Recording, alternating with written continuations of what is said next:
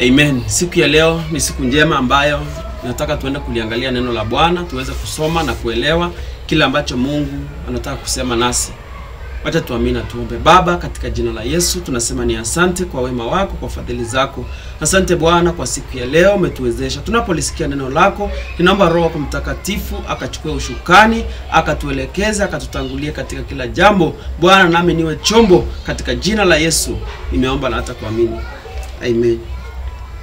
Mungu ni upendo.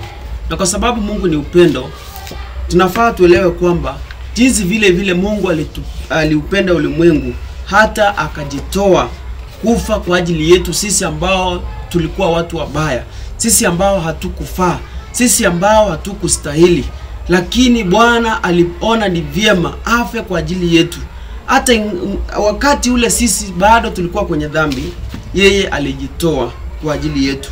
Na kwa hivyo siku ya leo tunapoangalia upendo, napenda tuweze kutambua kwamba Mungu ni upendo. Na kwa sababu Mungu wetu ni upendo, inahitaji pia nasi tuwe na upendo. Tuweze kuwapenda wote ambao wako karibu nasi na tuweze kuonyesha upendo. Kwa hivyo nataka tusome katika 1 Corinthians chapter 13 from verse 1. Though I speaking with tongues of men and of angels, but have not love, I have become sounding brass or a clanging cymbal. And though I have the gift of prophecy and understand all mysteries and all knowledge, and though I have all faith so that I could remove mountains, but have not love, I am nothing. And though I bestow all my goods to fill the band, to fill the poor, and though I give my body to be burned, but have not love, it profits me nothing. Neno la Mungu linasema kwamba hata ujitoe, hata uwe na imani kubwa, hata wewe uwe kwamba unaweza kutafsiri, unaweza kutoa unabii, unaweza ongea katika ndimi, kama hauna upendo, hiyo yote haitakusaidia, haitakufaidi kitu chochote. Hata useme kwamba uko na imani ambayo inaweza hamisha milima, hata useme kwamba wewe umetoa mwili wako ili uweze kuchomwa, ama umetoa mali yako uweze kusaidia watu ambao ni masikini, yote itakuwa ni bure kama hauna upendo. Tunahitaji tuwe na upendo ndani mwetu, tuwe na upendo mwingi, ambao ni upendo ambao utakuwa ni upendo mkubwa zaidi ya mambo ambayo yanaonekana. Na ndio Biblia inasema kwamba tuwe na upendo. Unaweza saidia mtu pasipokuwa na upendo. Unaweza kupatia mtu pesa, unaweza kusaidia mtu ambaye ni maskini umsaidie, lakini pasipokuwa na upendo. Lakini ukiwa na upendo hauwezi kosa kumsaidia. Kwa hivyo upendo ni kitu ambacho kinahitajika kwanza kabla ya mambo yote kufanyika. Kwa sababu bila upendo pia hatuwezi kumjua Mungu, kwa sababu Mungu wetu ni upendo. Na kwa sababu Mungu wetu ni upendo, ndiposa Mungu wetu alijitoa kupitia kwa mwanawe Yesu Kristo. Alijitoa kwa sababu ya upendo mwingi. Ngawa Yesu alipokuwa kule msalabani, alifika akasema, Baba, ninaomba kama ni mapenzi yangu, kikombe hiki uniondolee. Lakini akasema, sio kwamba mapenzi yangu yaweze kutendeka, bali wacha mapenzi yako Bwana yaweze kutendeka. Kwa hivyo ni vizuri kutambua kwamba tunapokuwa hai, ni vizuri kuwa na upendo. Ni vizuri kupenda mtu, hata unapomsaidia, msaidie kwa ajili ya upendo.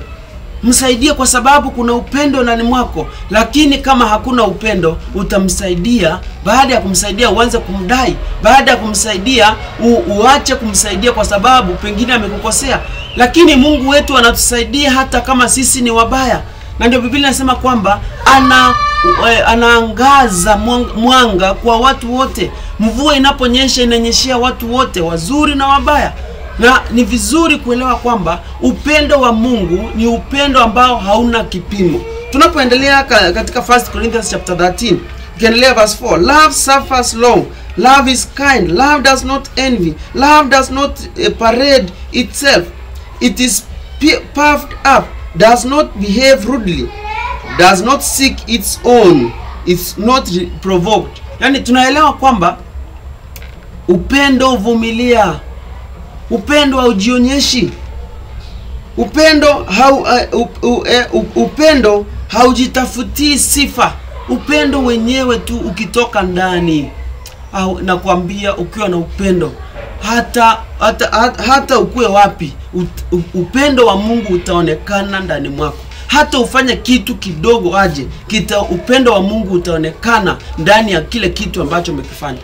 Na ndio Mungu huwa anafanya mambo yake kupitia kwa upendo, kwa sababu upendo wake ni mwingi.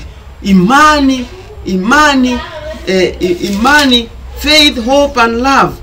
1 Corinthians 13:13. Kuna mambo matatu hapa Biblia inasema: imani, tumaini na upendo. Lakini lililo kuu kwa yote ni upendo. Ukiwa na upendo, imani yako inakuwa sawa. Lakini ukiwa na imani pasipo upendo, haumjui Mungu. Mungu wetu ni upendo. Na ndio katika Biblia Mungu anasisitiza sana kuhusu upendo, kwamba tupendane, tutembee kwa umoja, tushirikiane. Na tunaposhirikiana, tunapopendana, Mungu wetu huwa anafurahishwa katika jina la Yesu. Mungu awe pamoja nanyi, akaweze kuwalinda na kuwaongoza katika jina la Yesu.